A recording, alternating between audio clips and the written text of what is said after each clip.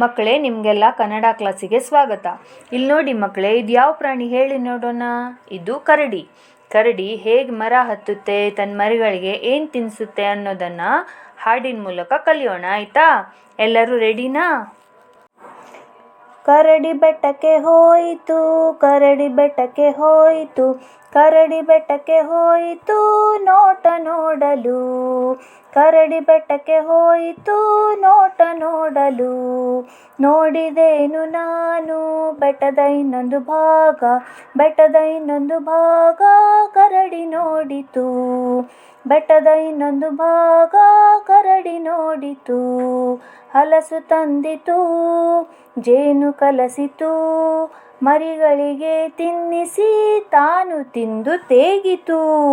ಇನ್ನೊಂದ್ಸರಿ ಹೇಳ್ತೀನಿ ಮಕ್ಕಳೇ, ಕೇಳಿ. ಕರಡಿ ಬೆಟ್ಟಕ್ಕೆ ಹೋಯಿತು, ಕರಡಿ ಬೆಟ್ಟಕ್ಕೆ ಹೋಯಿತು, ಕರಡಿ ಬೆಟ್ಟಕ್ಕೆ ಹೋಯಿತು ನೋಟ ನೋಡಲು. ಕರಡಿ ಬೆಟ್ಟಕ್ಕೆ ಹೋಯಿತು ನೋಟ ನೋಡಲು. ನೋಡಿದೇನು ನಾನು ಬೆಟ್ಟದ ಇನ್ನೊಂದು ಭಾಗ, ಬೆಟ್ಟದ ಇನ್ನೊಂದು ಭಾಗ ಕರಡಿ ನೋಡಿತು. ಬೆಟ್ಟದ ಇನ್ನೊಂದು ಭಾಗ ಕರಡಿ ನೋಡಿತು.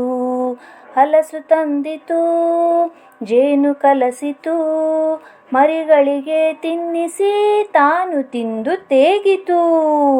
ಧನ್ಯವಾದ ಮಕ್ಕಳೇ.